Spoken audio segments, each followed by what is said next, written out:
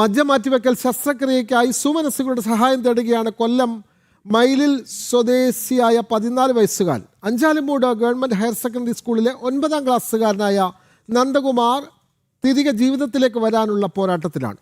70 ലക്ഷത്തോളം രൂപയാണ് ശസ്ത്രക്രിയയ്ക്കും ചികിത്സയ്ക്കുമായി ആവശ്യം.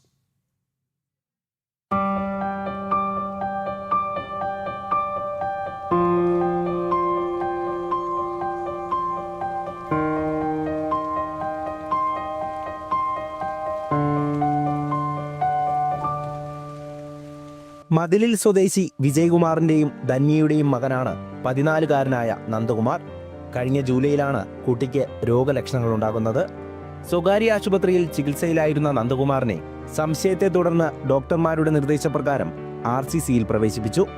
പരിശോധനയിൽ കുട്ടിക്ക് രക്താർബുദമാണെന്ന് സ്ഥിരീകരിച്ചു.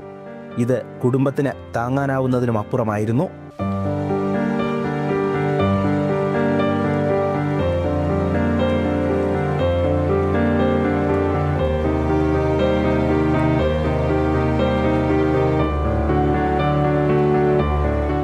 മാസങ്ങൾ കഴിഞ്ഞുള്ള പരിശോധനയിൽ മജ്ജ മാറ്റിവെച്ചാലേ കുട്ടിയെ ജീവിതത്തിലേക്ക് തിരിച്ചു കൊണ്ടുവരുവാനാകൂവെന്ന് ഡോക്ടർമാർ നിർദ്ദേശിച്ചു. എൻ്റെ മോൻ 45 ദിവസം അവിടുത്തെ ICU വാർഡിലായിരുന്നു. കീമോതെറാപ്പിയും കാര്യങ്ങളെല്ലാം ചെയ്ത് അതിനുശേഷം ഒരു ടെസ്റ്റ് ചെയ്തപ്പോഴാണ് ബോൺമാരോ ടെസ്റ്റിനകത്ത് മോന് റിസൾട്ട് പോസിറ്റീവായിട്ട് കാണുന്നത്.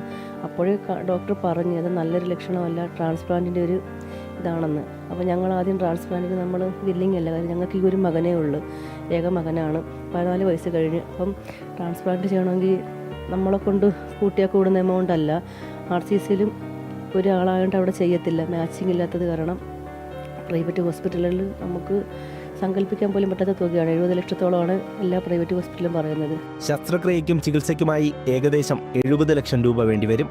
സഹപാഠികളും സ്കൂൾ അധികൃതരും നാട്ടുകാരുമൊക്കെ ചേർന്ന് നൽകിയ ചികിത്സാ സഹായങ്ങൾ ഇടയ്ക്കിടെയുള്ള ഇഞ്ചക്ഷന് മാത്രം വേണ്ടിവന്നു.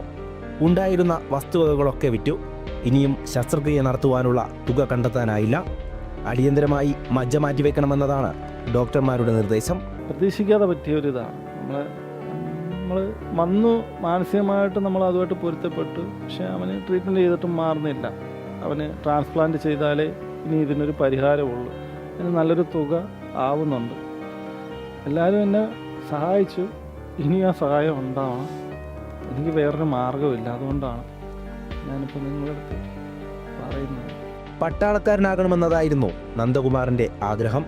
തങ്ങളുടെ ഒറ്റ മകനെ ജീവിതത്തിലേക്ക് തിരിച്ചു കൊണ്ടുവരുവാനുള്ള പോരാട്ടത്തിലാണ് ഈ അമ്മയും അച്ഛനും. എത്രയും വേഗം ശസ്ത്രക്രിയ നടത്താൻ സുമനസ്സുള്ളവർ സഹായിക്കണമെന്നതാണ് ഈ കുടുംബത്തിന്റെ അഭ്യർത്ഥന.